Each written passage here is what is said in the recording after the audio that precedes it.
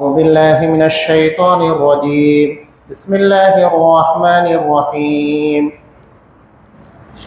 إن المتقين في جنات وعيون ادخلوها بسلام آمنين ونزعنا ما في صدورهم من غل إخوانا على سرر متقابلين لا يمسهم فيها نصب وما هم منها بمخرجين نبئ عبادي أني أنا الغفور الرحيم وأن عذابي هو العذاب الأليم ونبئهم عن ضيف إبراهيم إذ دخلوا عليه فقالوا سلاما قال إنا منكم وجلون قالوا لا توجل إنا نبشرك بغلام عليم قال أبشرتموني على أن مسني الكبر فبم تبشرون قالوا بشرناك بالحق فلا تكن من القانتين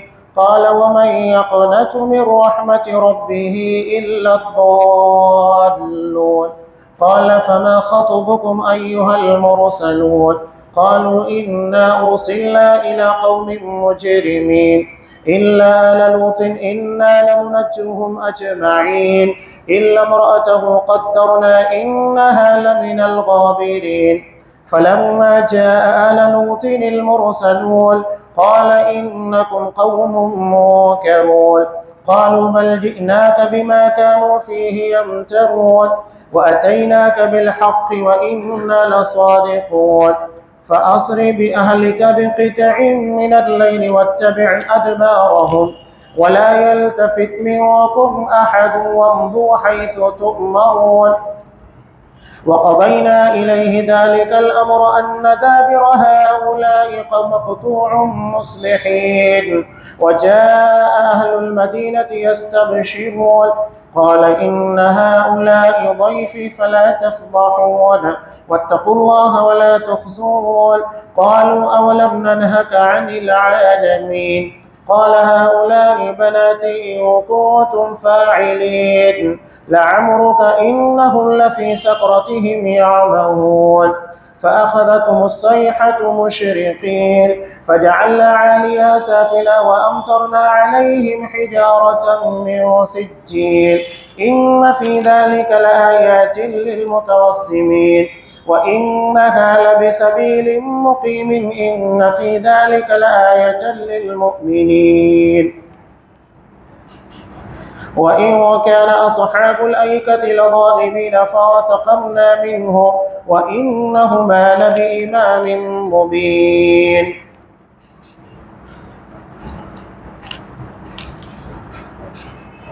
پرہیزگار لوگ باغوں اور چشموں میں ہوں گے اور ان سے کہا جائے گا کہ ان میں بلا خوف و خطر داخل ہو جاؤ.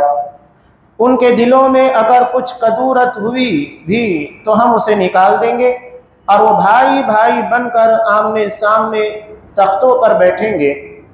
نہ انہیں وہاں کوئی مشقت اٹھانا پڑے گی اور نہ وہ وہاں سے نکالے جائیں گے.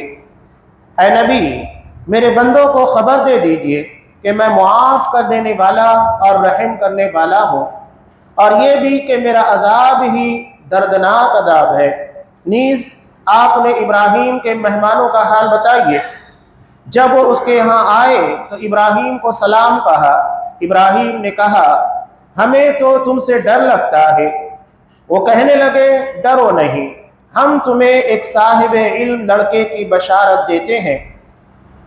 ابراہیم نے کہا کیا مجھے اس حال میں اولاد کی خوشخبری دیتے ہو جب کہ میں بوڑھا ہو چکا ہوں؟ پھر یہ کیسی بشارت دے رہے ہو؟ وہ کہنے لگے ہم تجھے سچی بشارت دے رہے ہیں لہذا مایوس نہ ہو. ابراہیم نے کہا کہ میں مایوس نہیں, کیونکہ اپنے پروردگار کی رحمت سے مایوس تو صرف گمراہ لوگ ہی ہوتے ہیں. پھر ان سے پوچھا اے اللہ کے بھیجے ہوئے فرشتوں تمہارا کیا معاملہ ہے؟ وہ کہنے لگے ہم ایک مجرم قوم کی طرف بھیجے گئے ہیں, سوائے لوط کے خاندان کے ان سب کو ہم بچا لیں گے, البتہ لوط کی بیوی کے لیے بحکم الہی ہم نے یہ مقدر کیا ہے کہ وہ پیچھے رہنے والوں میں شامل ہوگی. फिर जब ये फरिश्तादा यानी फरिश्ते लूत के घर आए तो लूत ने उन्हें कहा, तुम तो कुछ अजनबी लोग मालूम होते हो। वो कहने लगे, बल्कि हम तो तुम्हारे पास वो अदाब लाए हैं जिसके बारे में ये लोग शक कर रहे थे। हम आपके पास यकीनी बात लाए हैं और हम खुद भी यकीनन सच्चे हैं। लिहाजा तुम कुछ रात रहे अपने घर वालों को लेकर निकल जाओ और तुम उन सब के पीछे रहो और तुम में से कोई मुड़ कर ना देखे और वहां जाओ जहां तुम्हें हुक्म दिया गया है। और हमने लूत को इस बात का फैसला सुना दिया कि सुबह होते ही उन लोगों की जड़ कट जाएगी। इतने में शहर वाले खुशी खुशी लूत के यहाँ पहुंचे।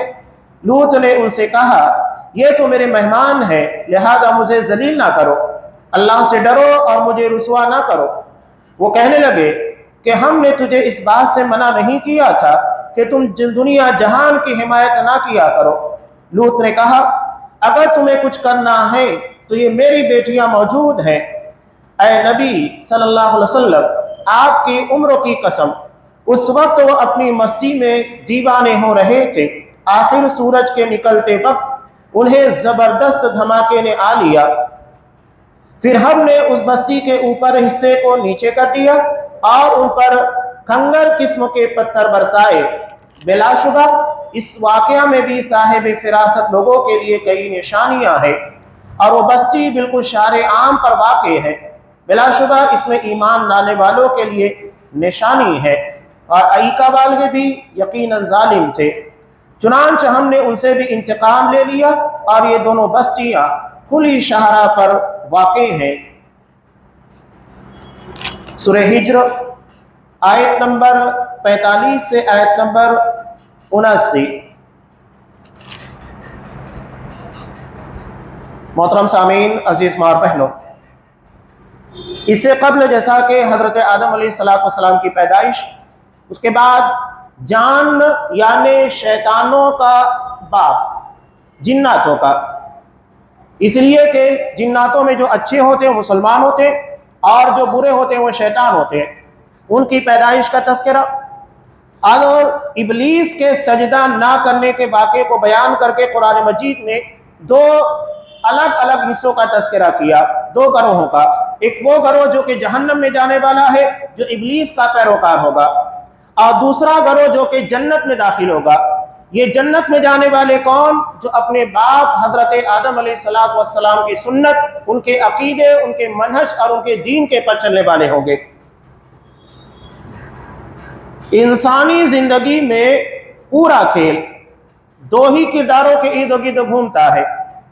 एक इब्लीसियत है जो कि ऐसा किरदार है कि इस किरदार को निभाने वाला सीधा अल्लाह की जहन्नम में जाएगा।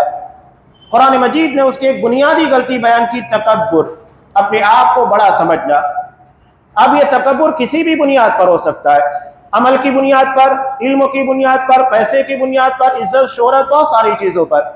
कोई भी बुनियाद बनती है इंसान के तकब्बुर की। और उसके मुकाबले में हजरत आदम अलैहिस्सलाम का किरदार, जिन्हें अपनी खता और अपनी गलती का एहसास था, तौबा किया और तौबा के बाद अल्लाह के यहाँ पर मुआफ़ी के मुस्तहिक बने। और जो भी इस राह के पर चलने वाला है वो यकीनन उनका वारिस बनेगा, यानी जन्नत में दाखिल होगा। जन्नत कैसी होगी? कुरान मजीद ने बयान किया, इन्नल मुत्तकीन फी जन्नाति व उयून, के परहेजगार लोग बागों और चश्मों में होंगे। जन्नत में जब इसका तज़किरा किया जाता है दो अहम चीजों का तज़किरा होता है, जैसा कि यहाँ पर बयान किया, बागात और चश्मे। कुरान मजीद के अव्वलीन मुखातबीन अहले अरब थे, जो सहरा नशी थे, जहां पर आपको ना नदियां मिलेगी ना वो हरियालियां और शादाबियां जो कि ज़रखेज़ इलाकों में होती हैं। चुनांच ऐसे लोगों के सामने बागात का तज़किरा करना और उसके बाद नहरों का तज़किरा करना बहुत बड़ी नेमत। गर्मी का दिन है, गर्मी की शिद्दत का एहसास हर किसी को होता है। मेहमान जब सबसे पहले हमारे घर में दाखिल होता है या कोई भी बंदा, तो हम क्या करते हैं? उसे खाने के लिए या कोई और चीज पेश नहीं करते। सबसे पहली चीज जो जरूरत और वक्त का तकादा करती है وہ ہے پانی، اچھا ٹھنڈا مشروب اس کے سامنے پیش کیا جائے۔ تو قرآن مجید جنت کے تذکرے کے اندر انہی چیزوں کا جو اولین شرط ہوتی ہے، اولین ضرورت ہوتی ہے، اس کا تذکرہ کرتا ہے۔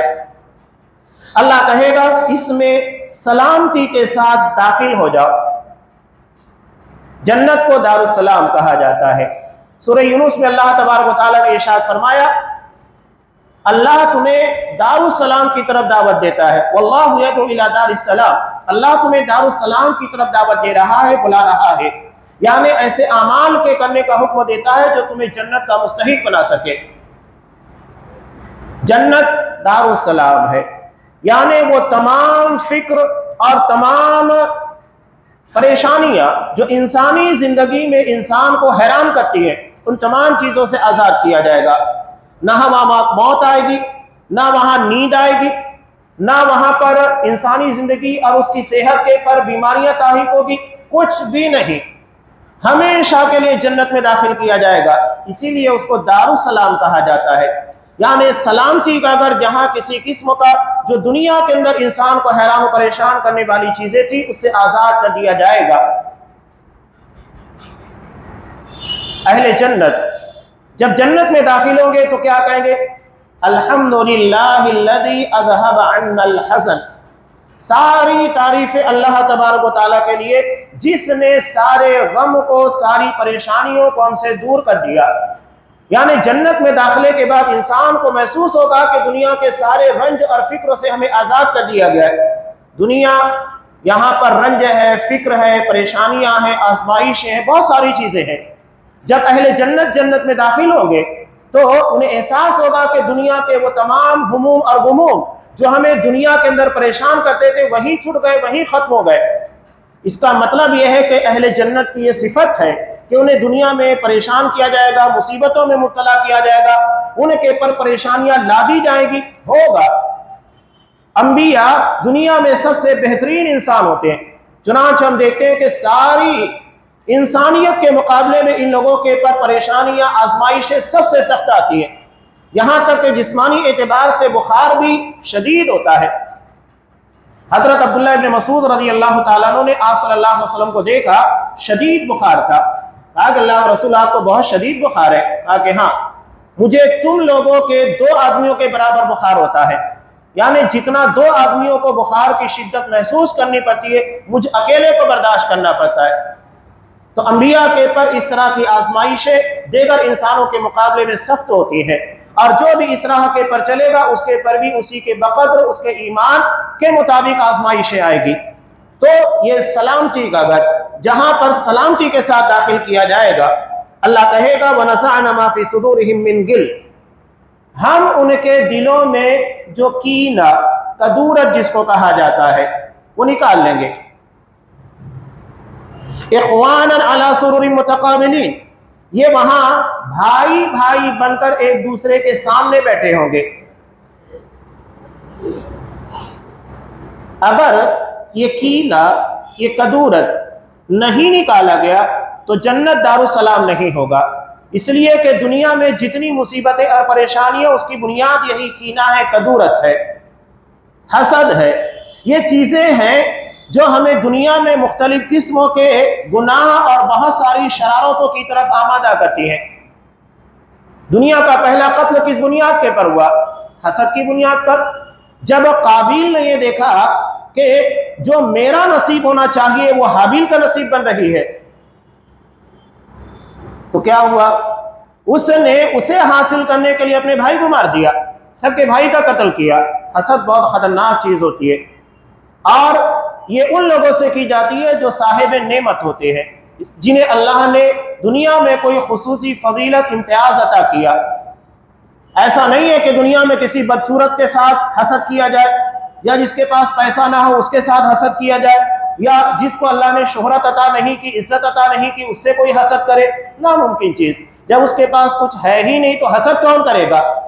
حسد کی بنیاد نعمت ہوتی ہے۔ یہی وجہ ہے کہ ابھی کل کے درس میں جو چیز فقہ الادعیہ والاذکار کے اندر بیان کی گئی، علامہ ابن تیمیہ رحمۃ اللہ علیہ نے ایک بہت پیارا نقطہ نقل کیا۔ اللہ نے دعا کے وقت حکم دیا ادعوا ربکم تضرعا وخفیا، اپنے رب کو खाकसारी के साथ तजर्रो गिड़गिड़ाते हुए और आवाज को पस्त करके अपनी आवाज को दबा कर पुकारो, यानी अपनी आवाज बुलंद ना करो। उसमें वो बयान करते हैं कि अगर हम दुआ करते वक्त तो अपनी आवाज को बुलंद करें और हमारी दुआ दूसरों के कानों तक पहुंचे तो हो सकता है कि वो हमसे हसद करने लग जाए कि ये अल्लाह से क्या दुआ मांग रहा है, और अगर उस दुआ की बुनियाद पर वो नेमत उसे हासिल हो गई तो यकीनी बात है कि लोग उससे हसद करने लग जाएंगे। इसलिए मना है कि अपनी नेमतों का इजहार लोगों के सामने नहीं करना चाहिए। आप सल्लल्लाहु अलैहि वसल्लम ने बयान किया कि अल्लाह ने जो नेमतें अता की है उसको छुपाने की कोशिश करो, इसलिए कि हर नेमत वाले से हसद किया जाता है, जलन महसूस होती है। और फिर उसके बाद हजरत यूसुफ अलैहिस्सलाम की पूरी जिंदगी आप देखिए उसी हसद का नमूना है। भाइयों ने जो नेमत अल्लाह ने उसे अता की उसकी बुनियाद के पर क्या क्या साजिश नहीं रची, जिंदगी के कितने इम्तिहानों के अंदर आजमाइशों में मुब्तला किया गया। एक लंबा दौर था जो तकरीबन 18 साल के पर मुहित था इब्तिला और आजमाइश का, लेकिन अल्लाह ने जब उस भट्टी के अंदर उन्हें कुंदन बनाया, इस मकाम के पर पहुंचाया, वो मकाम जहां इंसान तसव्वुर नहीं कर सकता, मकाम हुकूमत के पर, मकाम बादशाहत के पर सियाह व सफीद का मालिक बना दिया। तो अल्लाह की तरफ से आजमाइशें जितनी सख्त होती है उसी के बकद्र इनाम होता है, नेमतें होती है। तहर यहाँ कुरान मजीद ने कहा कि जो कीना होगा कदूरत, इसकी बुनियाद के पर दुनिया में इतने सारे इख्तिलाफात, इतनी सारी जंजिशें पैदा होती है, उसको निकाल लिया जाएगा। घरों के अंदर भी सास बहू के दरमियान, ननद के दरमियान और औरतों के दरमियान, भाइयों के दरमियान, रिश्तेदारों के दरमियान किस बुनियाद के पर इख्तिलाफात, तनाज़ात, झगड़े होते हैं, उसकी वजह है कदूरत, दिल के अंदर कीना पैदा होता है, और यही कीना बुनियाद बनता है मुख्तलिफ किस्म के शर व फसाद का। तो अल्लाह ने कहा कि वो कीना निकाल लिया जाएगा, एक दूसरे के ताल्लुक से गलत फहमी की बुनियाद के पर भी मसाइल पैदा होते हैं, सब निकाल लिया जाएगा। उसके बाद उन्हें जन्नत में दाखिल किया जाएगा ताकि वो सलामती के साथ रह सके। हजरत अली रज़ी अल्लाह ताला अन्हु कहते हैं, इसी आयत को पढ़ने के बाद वो कहते हैं, मुझे उम्मीद है कि अल्लाह मेरे, उस्मान, तलहा और जुबैर के दरमियान भी सुलह सफाई करेगा। ये सब के सब अशरे मुबश्शिरा हैं, लेकिन इन लोगों के दरमियान दिलों के अंदर कुछ रंजिशें थी, लेकिन रंजिशों के बावजूद उन्होंने कभी किसी के किरदार के पर, किसी के मामलात के पर अंगुश्त नुमाई नहीं की। यही असहाब इकराम का किरदार था। हजरत अमीर माविया और हजरत अली रज़ी अल्लाह ताला अन्हुमा जंग जारी थी, लेकिन जब सुलहनामा लिखा जाने लगा, हजरत अमीर माविया ने कहा कि पहले अली का नाम लिखो, इसलिए कि मकाम में मुझसे बड़े हैं। इतना होने के बाद भी वो लोग मकाम और मर्तबे को जानते थे, खिलाफ अदब और अखलाक से गिरी हुई नीच हरकतें नहीं करते थे, उनके ईमान का मेयार उतना बुलंद था। तो ये कहते हैं, मेरे, उस्मान, तलहा और जुबैर, हमारे दरमियान जो दरमियान रंजिश है, अल्लाह उसको भी सुलह सफाई के जरिए खत्म कर देगा। ये क्या मामला था? हजरत उमर रज़ी अल्लाह ताला अन्हु ने 6 रुकनी कमेटी बनाई थी अपनी शहादत से कुछ कबल, कि ये 6 लोग अपने दरमियान से अगला खलीफा, अगला जानशीन मुकर्रर करेंगे। और उस कमेटी के अंदर ये चारों लोग मौजूद थे, और एक हजरत अब्दुर्रहमान बिन औफ रज़ी अल्लाह ताला अन्हु थे। तो ये 6 रुकनी कमेटी थी। हजरत अबू उबैदा बिन जर्राह रज़ी अल्लाह ताला अन्हु थे, बकिया ये 4 असहाब किराम अशरे मुबश्शिरा में से। हजरत उस्मान गनी, हजरत उमर फारूक ने अपने सगे रिश्तेदार, अपने बहनोई को, जो कि अशरे मुबश्शिरा में से हजरत सईद, उन्हें उस कमेटी के अंदर नहीं रखा, हालांकि वो भी अशरे मुबश्शिरा में थे। लोगों ने कहा कि अगर आप अशरे मुबश्शिरा में से इन लोगों का इंतखाब कर रहे हैं तो अपने बहनोई हजरत सईद को क्यों नहीं रखा? कहा कि उमर अल्लाह को क्या जवाब देगा कि जब अल्लाह पूछेगा कि जाते वक्त तो तुमने दुनिया में किन लोगों के हवाले क़यादत और सियादत की थी, उसमें से एक तुम्हारा करीबी बहनोई भी था, तुम्हारा रिश्तेदार भी था, तुम अल्लाह को जवाब नहीं दे पाऊंगा। इसलिए अपने बहनोई हजरत सईद को उस कमेटी के अंदर नामजद नहीं किया।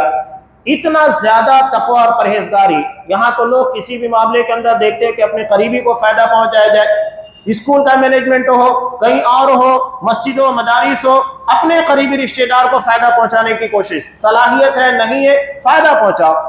ये असहाब किराम का मेयार नहीं था। وہ صلاحیت دیکھتے تھے، صالحیت دیکھتے تھے، گڑ سے دیکھا کرتے تھے۔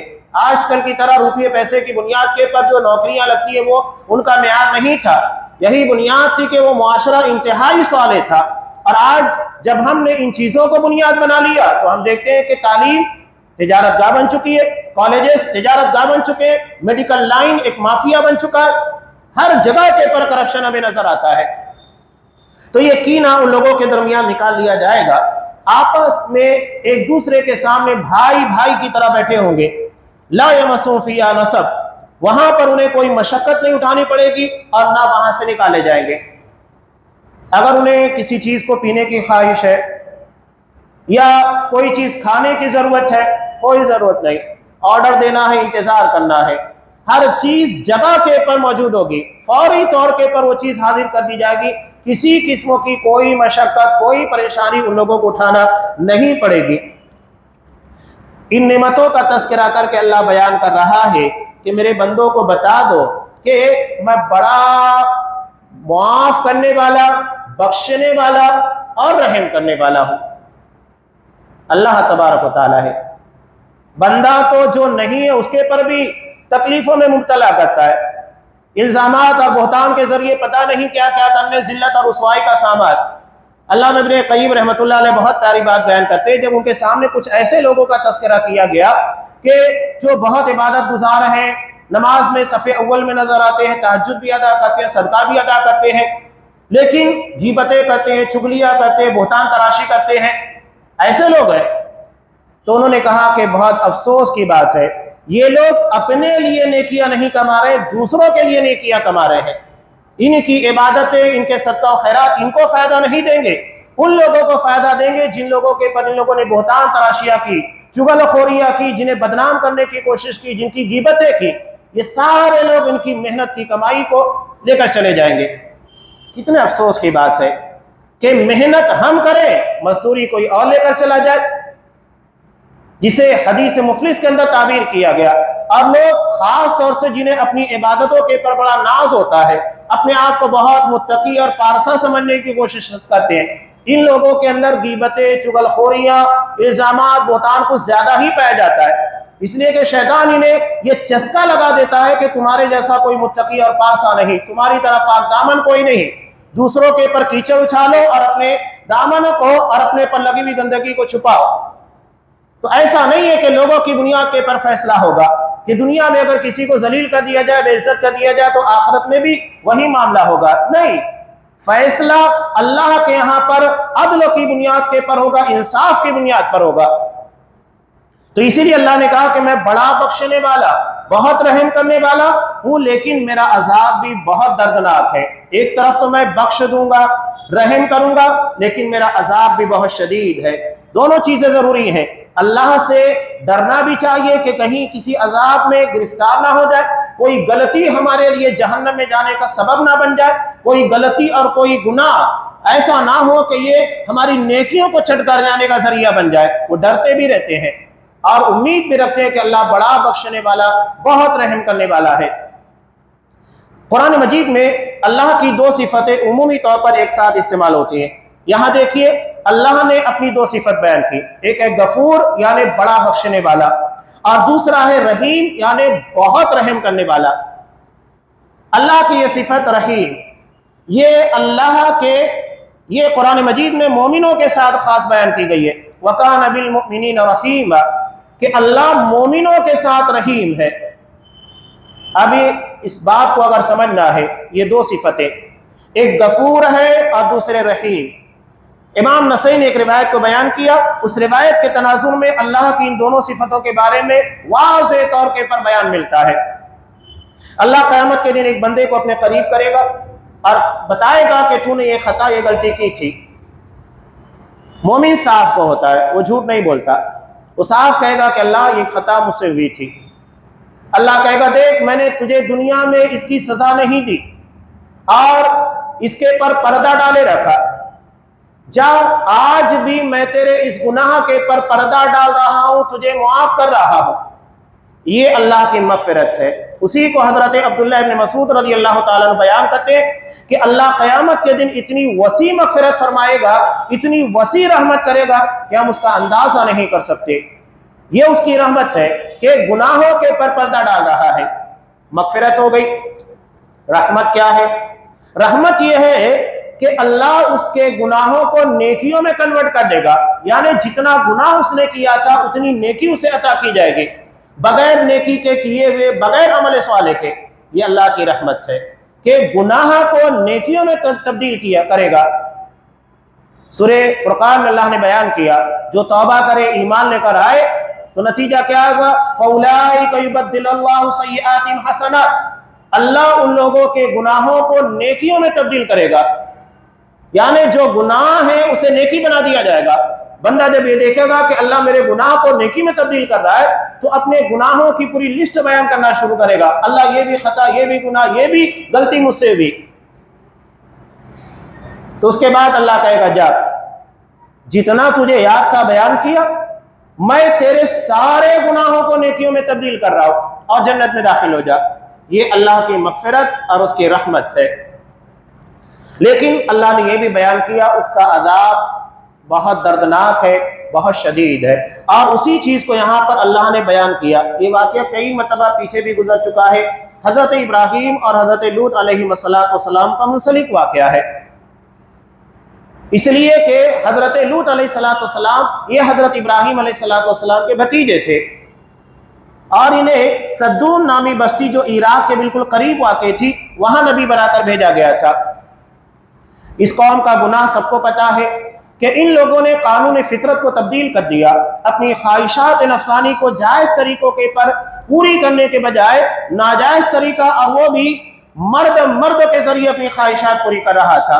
कानून फितरत को तब्दील किया, अल्लाह ने पूरी बस्ती को पलट दिया, जिस तरह उन्होंने अल्लाह के कानून को तब्दील किया था। ये फरिश्ते एक नहीं कई थे, नौजवान खूबसूरत लड़कों की शक्ल में सबसे पहले हजरत इब्राहीम अलैहिस्सलाम के पास आए।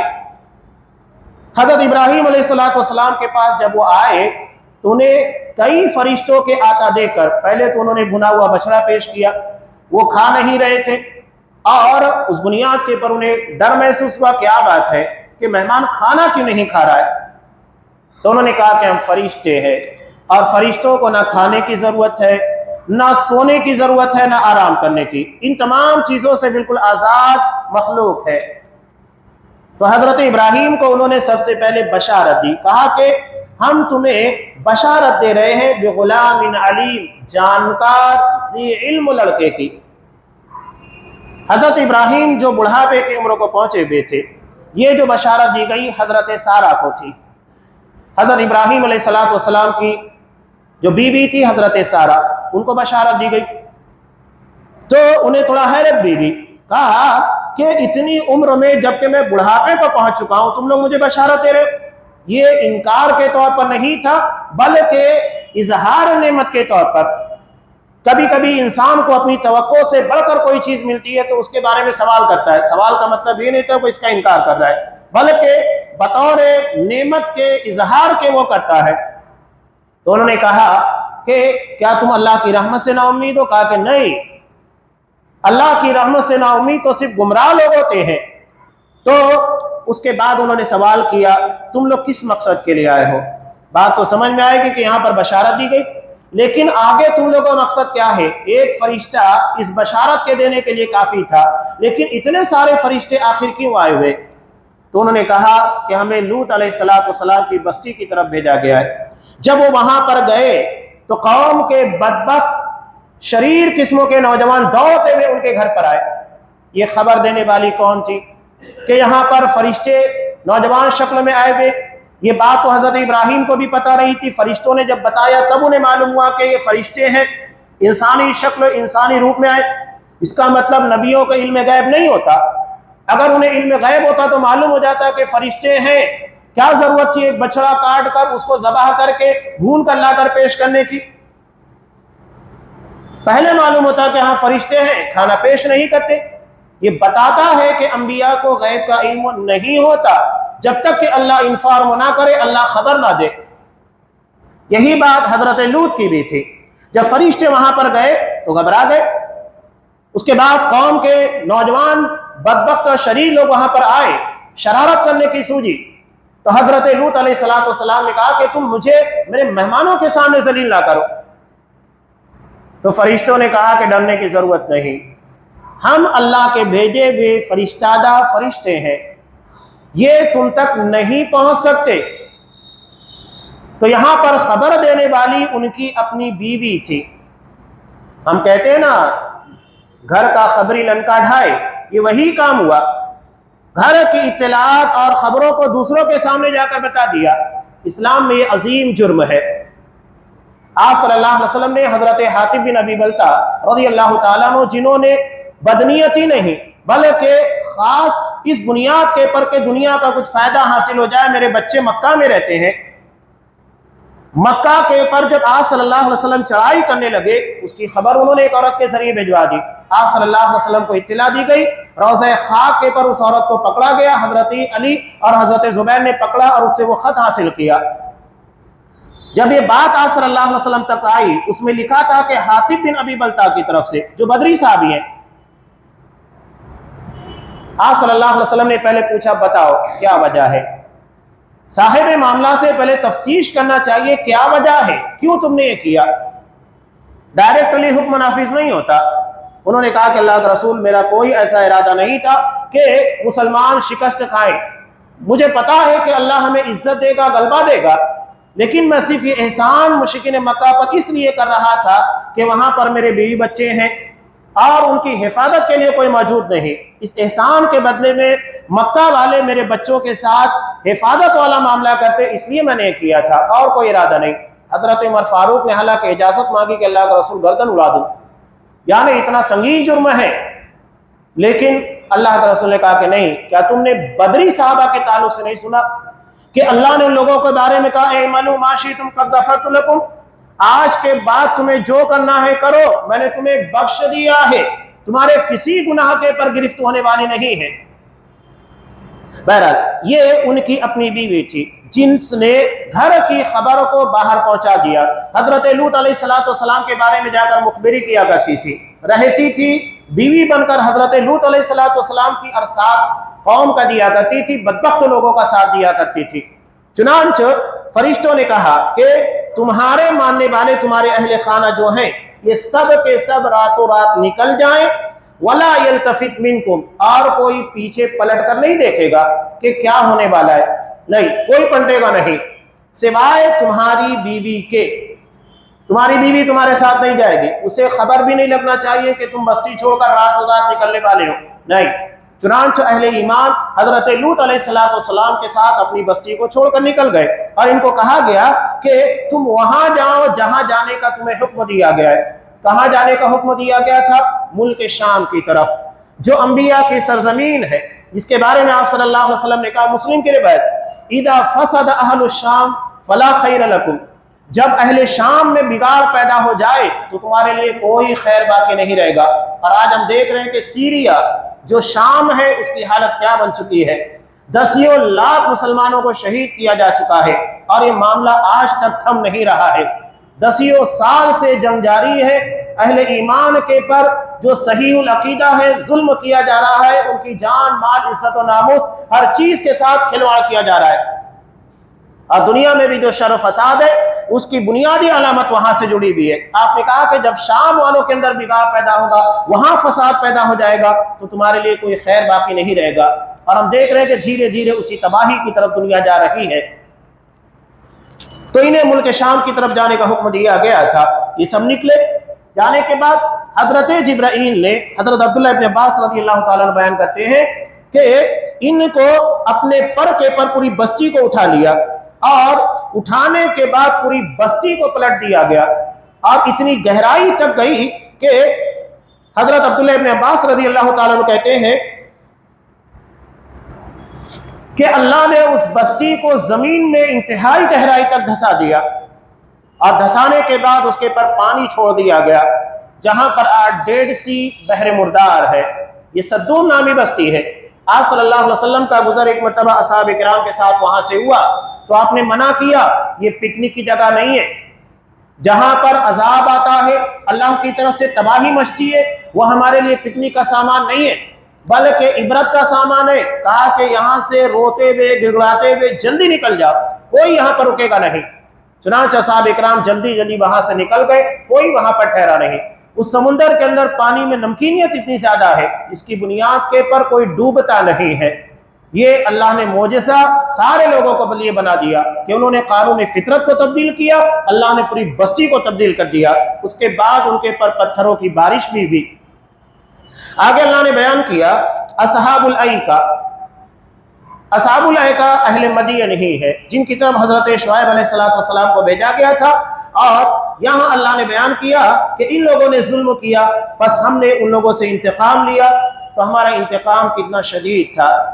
اس قوم کے اندر شرک کے بعد سب سے بڑی خرابی تھی ناپ تول میں کمی کرنا، یعنی لین دین کے اندر دھوکہ دہی۔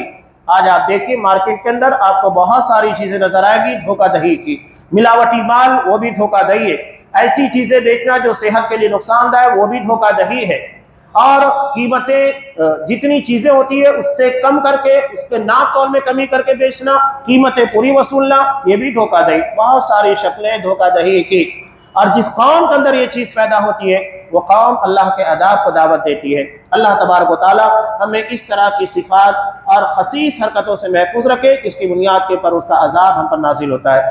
آمین۔ وآخر دعوانا ان الحمد للہ رب العالمین۔